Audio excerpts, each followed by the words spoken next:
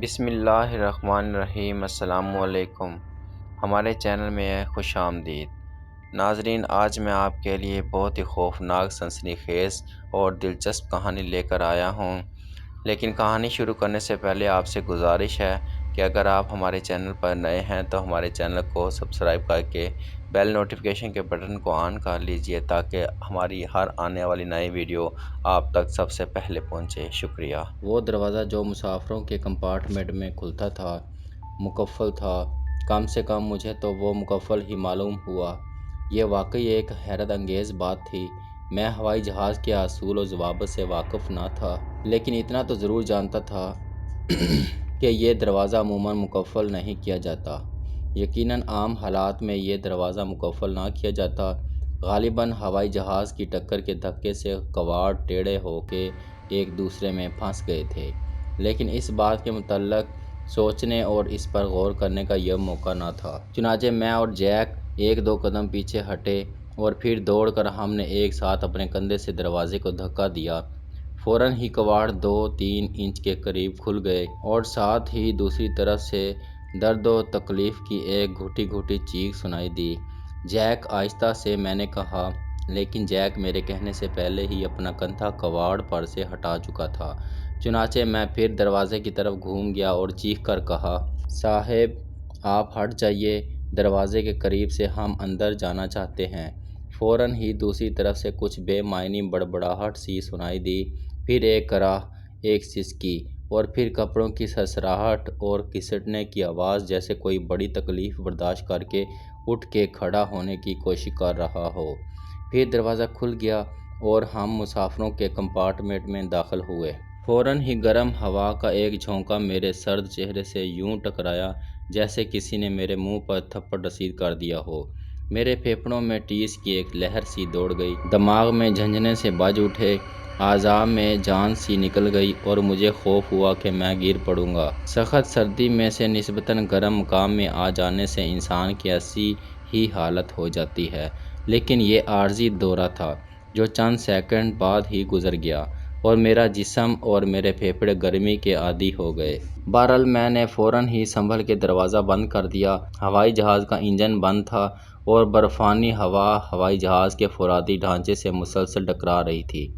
چنانچہ مسافروں کے کمپارٹمنٹ کا یہ گرم ماحول زیادہ دیر تک قائم نہ رہ سکتا تھا۔ برفستان کی سردی ان مسافروں کے لیے جان لیوا ثابت ہو سکتی تھی جو زخمی مگر زندہ تھے۔ ایک شخص میرے قریب ہی کھڑا اور نشست کی پشت پکڑے شرابی کی طرح آگے پیچھے جھول رہا تھا، اور ایک شخص سامنے کی نشست پر بیٹھا ہوا تھا جس کا چہرہ خون آلود تھا، لیکن بجلی کی سی تیزی سے ایک خیال میرے دماغ میں کوند گیا۔ چنانچہ میں ان دونوں زخمی مسافروں کی طرف متوجہ ہوئے بغیر جیک کی طرف گھوم گیا۔ جیک، ایئر ہوسٹس کو اٹھا کے یہاں لے آؤ۔ اگر اس کی ٹانگ بھی ٹوٹ گئی ہے تو یہاں کے گرم ماحول میں لے آنے کی وجہ سے وہ بچ جائے گی۔ اس کے برخلاف سرد نعمت خانے میں اس کے زندہ رہنے کا امکان نہ ہونے کے برابر ہے۔ اس کا لحاف ریڈیو آپریٹر پر ڈال دو، لیکن خدارا آپریٹر کو چھونا بھی نہیں۔ جاؤ۔ جیک نے سر ہلایا، پلٹا اور دوسری طرف پہنچ کے جلدی سے دروازہ بند کر دیا۔ میں اس شخص کی طرف گھوم گیا جو نشستوں کے درمیان راستے میں کھڑا ایک ہاتھ سے نشست کی پشت پکڑے نیم بے ہوشی کے عالم میں جھوم رہا تھا اور دوسرے ہاتھ سے اپنا خون آلود ماتھا رگڑ رہا تھا۔ میں نے دیکھا کہ اس کے ہاتھ کا پنجہ غیر معمولی طور پر بڑا اور مضبوط تھا اور اس کی پشت پر کالے کالے بال تھے۔ اس نے چند ثانیوں تک نظریں جھکا لیں اور اب وہ اس خون کی طرف دیکھ رہا تھا جو اس کی سرخ ٹائی اور نیلی قمیض پر ٹپک رہا تھا۔ اس کی سرخ ٹائی کس طرح اس کی قمیض سے میل نہ کھا رہی تھی۔ ٹائی اور قمیض کے رنگ کا یہ غیر معمولی تضاد میری سمجھ میں نہ آیا۔ اس نے آنکھیں بند کر لیں اور قمیض کے رنگ کا یہ غیر معمولی تضاد میری سمجھ میں نہ آیا۔ اس نے آنکھیں بند کر لیں اور پھر سر کو ایک جھٹکا دیا۔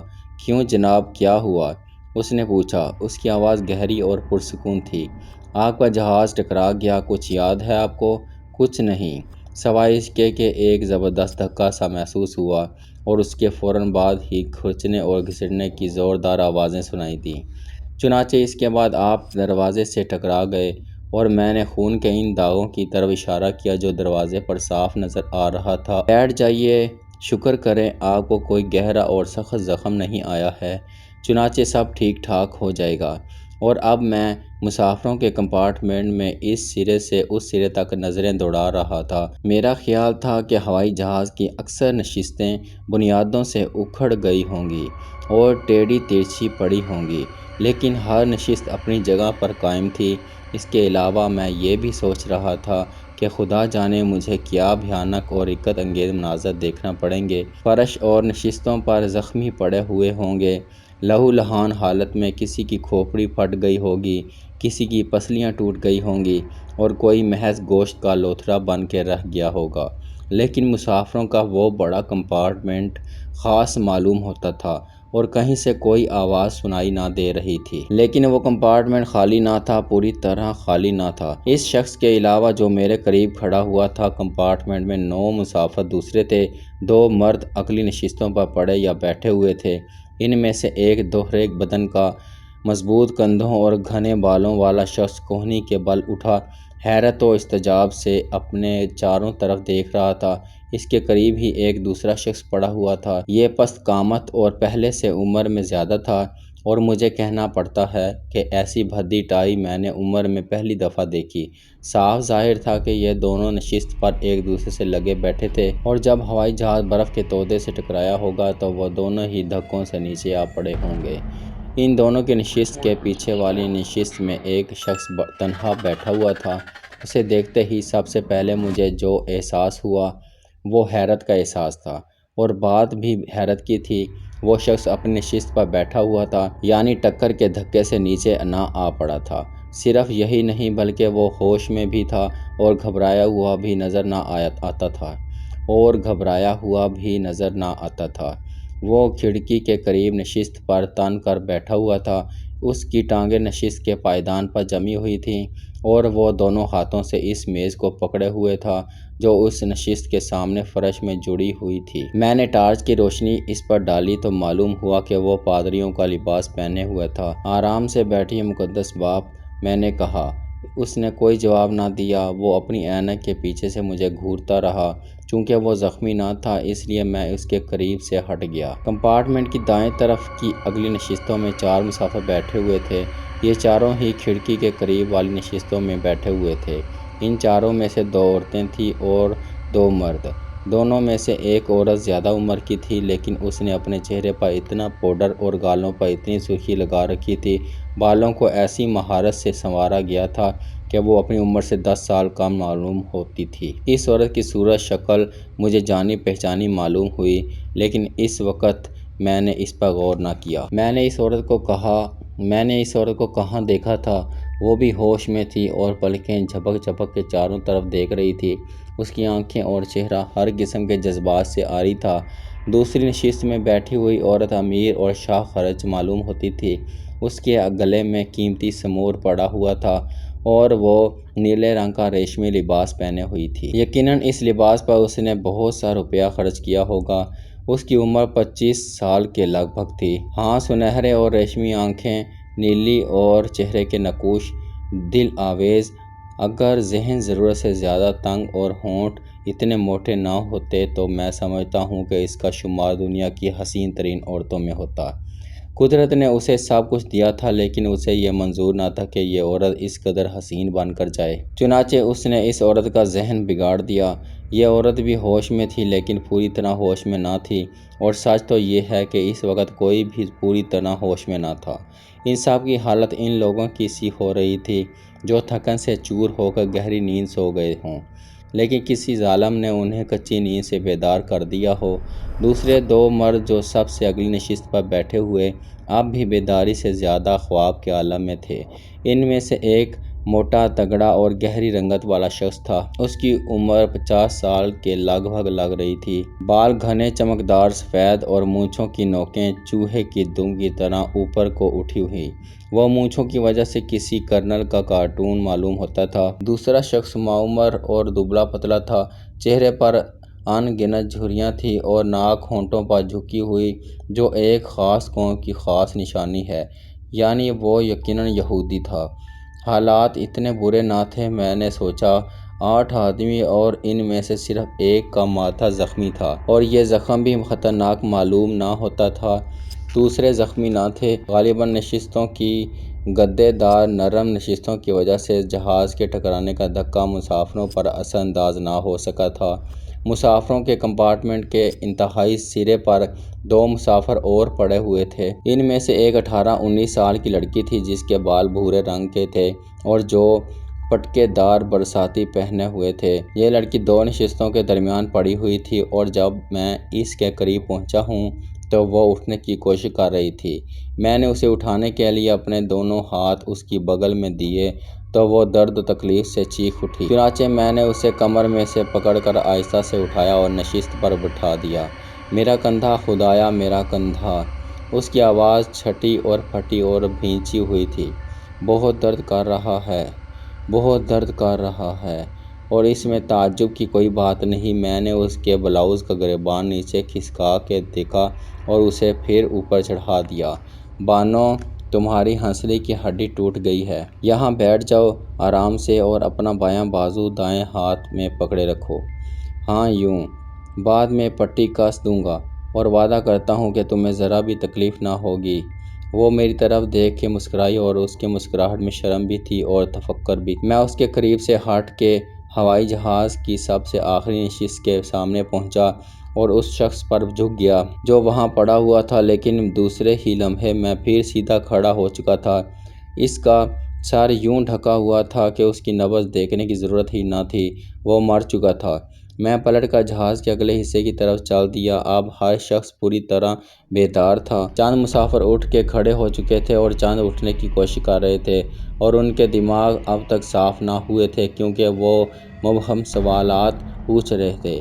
زبان اور الفاظ ان کے قابو میں نہ تھے اور ان کے چہرے سے عجیب طرح کے ملے جلے جذبات کا اظہار ہو رہا تھا۔ گھڑی بھر کے لیے میں ان کی طرف متوجہ نہ ہوا بلکہ جیک کی طرف گھوم گیا جو متصل کمپارٹمنٹ کے دروازے میں سے نکل رہا تھا۔ جیس اس کے ساتھ تھا۔ وہ ایئر ہوسٹس، جیک نے کہا۔ کیا ہوا اسے؟ وہ اس کمپارٹمنٹ میں آنے کے لیے تیار نہیں ہے۔ ہیں؟ جی ہاں، وہ پوری طرح ہوش میں ہے اور کہتی ہے کہ وہ ریڈیو آپریٹر کو چھوڑ کر نہیں جا سکتی۔ لیکن وہ زخمی وغیرہ تو نہیں ہے نا؟ اس کی پیٹھ میں شاید چوٹ آئی ہے، لیکن وہ ایئر ہوسٹس کچھ پھوٹتی ہی نہیں منہ سے۔ میں نے کوئی جواب نہ دیا۔ میں اس صدر دروازے کی طرف بڑھا جسے ہم باعث کھولنے میں ناکام رہے تھے۔ اگر جہاز کی ایئر ہوسٹس مسافروں کی طرف سے بے پرواہ ہو کے اپنی تمام تر توجہ کا مرکز جہاز کے عملے کے کسی ایک فرد کو بنائے ہوئے تھی تو یہ اس کا ذاتی معاملہ تھا جس میں دخل دینے کا مجھے کوئی حق نہ تھا۔ تاہم یہ بات عجیب اور حیرت انگیز تھی کیونکہ ایئر ہوسٹس کا پہلا اور اہم فرض مسافروں کی خبر گیری کرنا ہے۔ اس سے بھی زیادہ عجیب بات یہ ہے کہ کسی ایک مسافر نے بھی وہ بیلٹ اپنی کمر کے گرد نہ باندھا رکھا تھا جو ہر نشست سے لگا ہوتا ہے، اور جب جہاز اتر رہا ہوتا ہے تو مسافروں کو ہدایت کر دی جاتی ہے کہ وہ یہ بیلٹ باندھ لیں۔